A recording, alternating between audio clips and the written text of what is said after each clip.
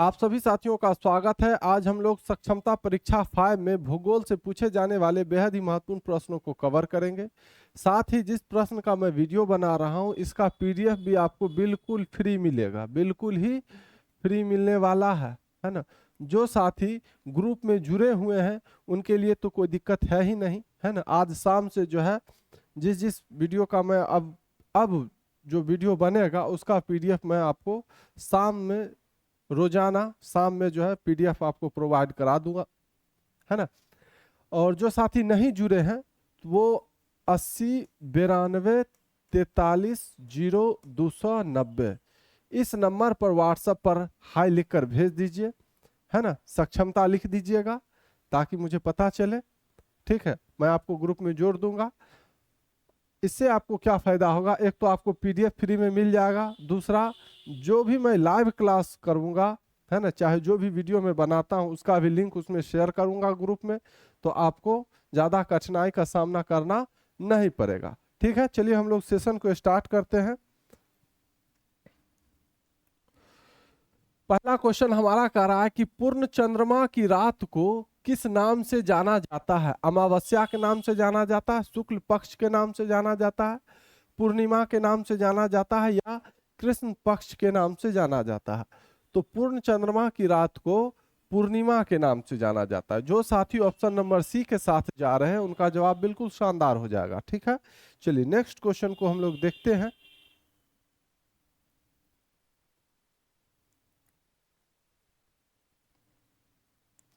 दूसरा सवाल, अमावस्या की रात में कौन सा खगोलीय पिंड नहीं दिखाई देता है। चंद्रमा, तारे, सूर्य या ग्रह। तो अमावस्या की रात में जो है कौन सा खगोलीय पिंड नहीं दिखाई देता है, तो चंद्रमा नहीं दिखाई देता है ना। ऑप्शन नंबर ए आपका बिल्कुल शानदार जवाब हो जाएगा। नेक्स्ट क्वेश्चन हम लोग देखते हैं।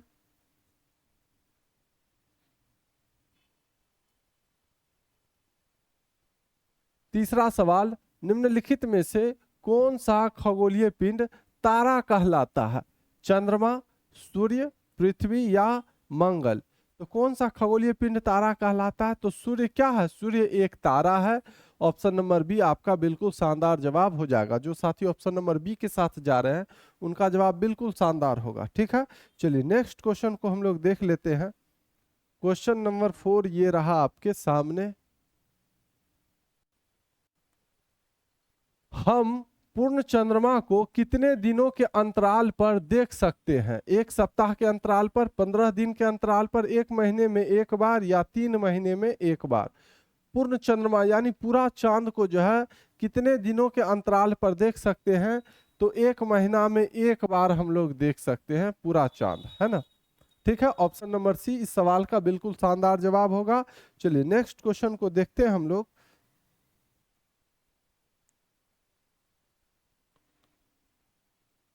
क्वेश्चन नंबर 5, तारे किस पदार्थ से बने होते हैं। धातु से, गैसों से, पत्थर से या धूल से। तो तारे जो बने होते हैं वह गैसों से बने होते हैं। किससे बने होते हैं, गैसों से। ऑप्शन नंबर बी इस सवाल का बिल्कुल शानदार जवाब हो जाएगा।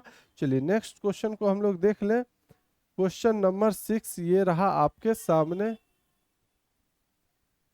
छठा सवाल, चंद्रमा किस रात को दिखाई नहीं देता है। पूर्णिमा की रात को, अमावस्या की रात को, एकादशी की रात को या अष्टमी की रात को। तो चंद्रमा जो है किस रात को दिखाई नहीं देता है, तो अमावस्या की रात को दिखाई नहीं देता है। ऑप्शन नंबर बी आपका बिल्कुल शानदार जवाब हो जाएगा। चलिए नेक्स्ट क्वेश्चन को हम लोग देख लें। क्वेश्चन नंबर 7 ये रहा आपके सामने। सातवां सवाल, खगोलीय पिंडों में से किसके पास अपनी उष्मा और प्रकाश होता है। चंद्रमा के पास, ग्रह के पास, तारे के पास या उल्का के पास। किसके पास जो है अपना उष्मा और प्रकाश होता है, तो वो तारे के पास होता है। किसके पास, तारों के पास होता है ना। तारों के पास अपनी उष्मा और प्रकाश होता है, बाद बाकी किसी के पास नहीं होता है। ठीक है, चंद्रमा के पास भी नहीं होता है, ग्रह के पास भी नहीं होता है। ठीक, चलिए नेक्स्ट क्वेश्चन देखते हैं। क्वेश्चन नंबर 8 ये रहा आपके सामने। 8वां सवाल आपका क्या कह रहा है, कह रहा है कि ध्रुव तारा किस दिशा को इंगित करता है? दक्षिण दिशा को, पश्चिम दिशा को, उत्तर दिशा को या पूर्व दिशा को? तो ध्रुव तारा जो है आपको हमेशा उत्तर दिशा को इंगित करता है। किस दिशा को? उत्तर दिशा। ठीक है, ऑप्शन नंबर सी इस सवाल का बिल्कुल शानदार जवाब हो जाएगा। चलिए नेक्स्ट क्वेश्चन देखते हैं। क्वेश्चन नंबर 9 ये रहा आपके सामने। 9वां सवाल, किसकी सहायता से ध्रुव तारे की स्थिति का पता लगाया जा सकता है? अर्सा मेजर की सहायता से, सप्तऋषि की सहायता से, चंद्रमा की सहायता से या सूरज की सहायता से? तो किसकी सहायता से ध्रुव तारे की स्थिति का पता लगाया जा सकता है? तो सप्तऋषि की सहायता से। सप्तऋषि यानी 7 तारों का समूह को सप्तऋषि कहते हैं। ठीक है, तो ऑप्शन नंबर बी आपका बिल्कुल शानदार जवाब हो जाएगा। चलिए नेक्स्ट क्वेश्चन हम लोग देखते हैं। क्वेश्चन नंबर 10 ये रहा आपके सामने। 10वां सवाल, कौन सा ग्रह अपने चारों ओर छल्ले रखता है? मंगल ग्रह, शुक्र ग्रह, शनि ग्रह या बुध ग्रह? तो इसका सही जवाब जो साथी ऑप्शन नंबर सी के साथ जा रहे हैं उनका जवाब बिल्कुल शानदार हो जाएगा। शनि ग्रह जो है अपने चारों ओर छल्ले रखता है ना। चलिए नेक्स्ट क्वेश्चन देखते हैं हम लोग। क्वेश्चन नंबर 11 ये रहा आपके सामने। 11वां सवाल कह रहा है कि कौन सा तारा हमेशा आकाश में एक ही स्थान पर दिखाई देता है? सूर्य, बृहस्पति, ध्रुव तारा या शनि? तो सूर्य भी तारा है और ध्रुव तारा में कितने तारे होते हैं? 7 तारे होते हैं। तो कौन सा तारा हमेशा आकाश में एक ही स्थान पर दिखाई देता है? तो वो है आपका ध्रुव तारा। कौन है? ध्रुव तारा है। ठीक है, ऑप्शन नंबर सी आपका बिल्कुल शानदार जवाब हो जाएगा। चलिए नेक्स्ट क्वेश्चन देखते हैं। क्वेश्चन नंबर 12 ये रहा आपके सामने।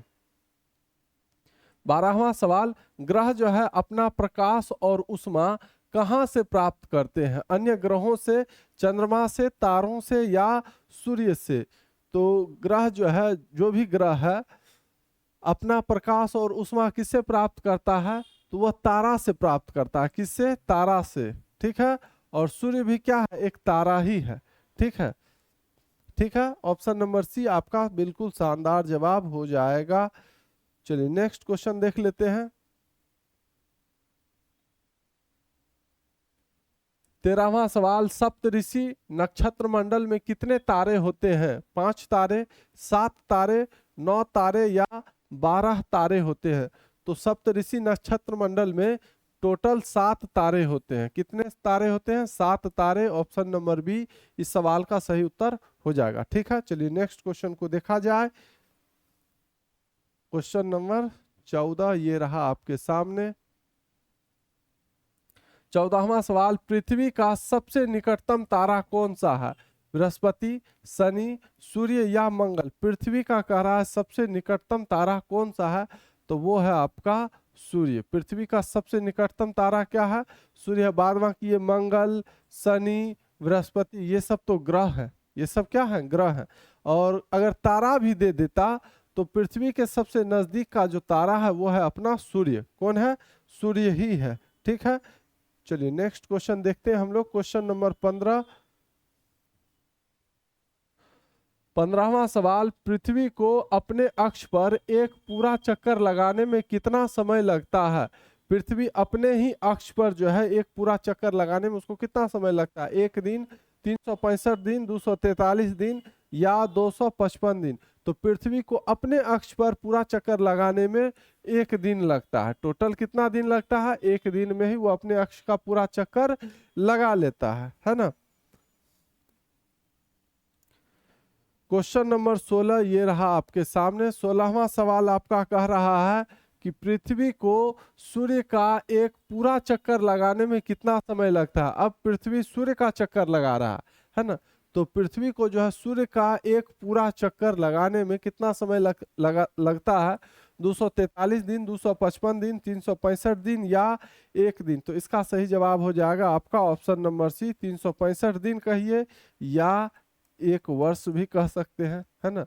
एक साल में 365 दिन होता है और लीप ईयर में 366 दिन हो जाता है। ठीक है, चलिए नेक्स्ट क्वेश्चन हम लोग देख लेते हैं। क्वेश्चन नंबर 17 ये रहा आपके सामने। 17वां सवाल, मंगल ग्रह के कितने चंद्रमा हैं या मंगल ग्रह के कितने उपग्रह होते हैं? 1, 2, 3 या 4? तो इसका सही जवाब आपका ऑप्शन नंबर बी हो जाएगा, 2। मंगल ग्रह के कितने चंद्रमा होते हैं या उपग्रह होते हैं? 2। एक होता है फोबोस और एक होता है डीमोस, है ना। फोबोस और डीमोस जो है मंगल ग्रह के क्या है? चंद्रमा है या उपग्रह है। जैसे पृथ्वी का उपग्रह कौन है? एकमात्र उपग्रह कौन है? चंद्रमा है। ठीक है, ध्यान में रखिएगा।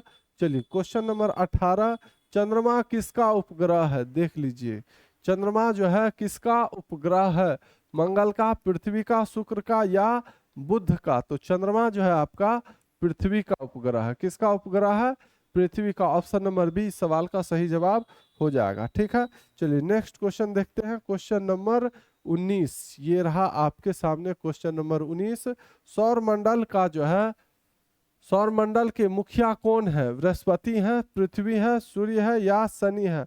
तो सौर मंडल का जो मुखिया है वह है आपका सूर्य। कौन है?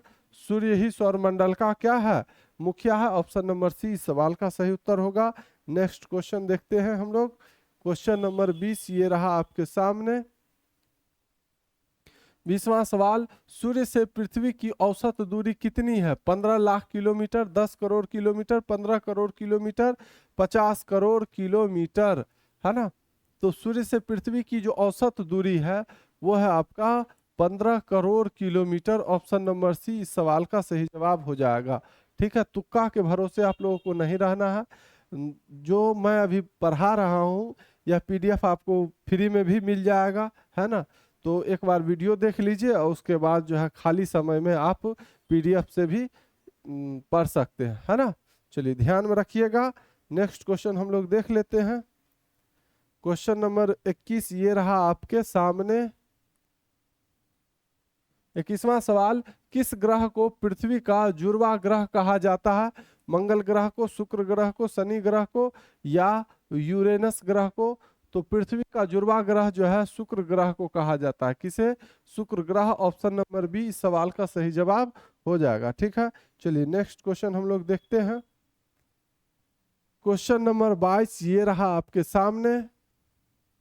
22वां सवाल, अगस्त 2006 में प्लूटो को किस श्रेणी में रखा गया है? ग्रह की श्रेणी में, उपग्रह की श्रेणी में, बौना ग्रह की श्रेणी में या क्षुद्र ग्रह की श्रेणी में? तो 2006 में जो है प्लूटो को जो है किस श्रेणी में रखा गया है? तो बौना ग्रह के श्रेणी में रखा गया है ना। पहले हमारे सौरमंडल में टोटल 9 ग्रह थे, ठीक है, लेकिन ये प्लूटो को जो है हटा दिया गया, इसको बौना ग्रह में जो है शामिल कर दिया गया 2006 में। ग्रह की श्रेणी से इसे निकाल दिया गया। तो अब हमारे सौरमंडल में टोटल कितने ग्रह हैं? तो 8 ग्रह हैं, याद रखिएगा। चलिए नेक्स्ट क्वेश्चन हम लोग देखते हैं। ये रहा आपके सामने क्वेश्चन नंबर 23। 23वां सवाल आपका कह रहा है कि सौरमंडल का कौन सा ग्रह सूर्य के सबसे नजदीक है? सूर्य के सबसे नजदीक ग्रह पूछ रहा है। शुक्र ग्रह है, मंगल ग्रह है, बुध ग्रह है या पृथ्वी है? तो सूर्य के सबसे नजदीक का जो ग्रह है वह है आपका बुध। कौन ग्रह है? बुध ग्रह है। ऑप्शन नंबर सी इस सवाल का सही जवाब हो जाएगा। ठीक है, चलिए नेक्स्ट क्वेश्चन देखते हैं हम लोग। क्वेश्चन नंबर 24 ये रहा आपके सामने। हमारे सौरमंडल में कुल कितने ग्रह हैं? 7 ग्रह हैं, 8 ग्रह हैं, 9 ग्रह हैं या 10 ग्रह? तो हमारे सौरमंडल में टोटल कितने ग्रह हैं? इसका जवाब आप लोग को कमेंट सेक्शन में देना है। वही लोग दे सकते हैं जो पढ़े होंगे, है ना। मैंने इसका जवाब दे रखा है, ठीक। तो मैं चाहता हूं कि क्वेश्चन नंबर 24 का जवाब देखना चाहता हूं कि किनका किनका आता है। चलिए क्वेश्चन नंबर 25वां सवाल, खगोलीय पिंडों का अध्ययन करने वाले लोगों को क्या कहा जाता है? ज्योतिषी, भूगोल शास्त्री, खगोल शास्त्री या वनस्पति शास्त्री? तो खगोलीय पिंडों का अध्ययन करने वाले लोगों को खगोल शास्त्री कहा जाता है। क्या कहा जाता है? खगोल शास्त्री कहा जाता है। ठीक है, ये सब जो मैंने प्रश्न पढ़ाया है इसका पीडीएफ अगर आप लेना चाहते हैं बिल्कुल फ्री, है ना, बिल्कुल फ्री लेना चाहते हैं तो आपको क्या करना है? आपको ये 80 92 43 0290 इस नंबर पर व्हाट्सएप पर हाई लिख कर भेज दीजिए, है ना। जो लोग जुड़े हुए हैं उनको हाई लिख के भेजने की जरूरत नहीं है, उनको तो मिलेगा ही मिलेगा। और जो लोग ग्रुप में नहीं जुड़े हैं, जो लोग जुड़ना चाहते हैं, है ना, और ये पीडीएफ फ्री में लेना चाहते हैं, तो वो लोग के लिए ये नंबर है ना। इस नंबर पर आप व्हाट्सएप पर हाई लिख कर भेज दीजिए, आपको जो है रोजाना शाम में पीडीएफ मिलेगा। ठीक है, चलिए वीडियो अच्छा लगा हो तो लाइक जरूर कर दीजिएगा, अपने साथियों को भी शेयर कर दीजिएगा। किसी तरह का दिक्कत हो तो आप इस नंबर पर कांटेक्ट कर सकते हैं। ठीक है, फिर हम लोग मिलते हैं अगले वीडियो में। धन्यवाद।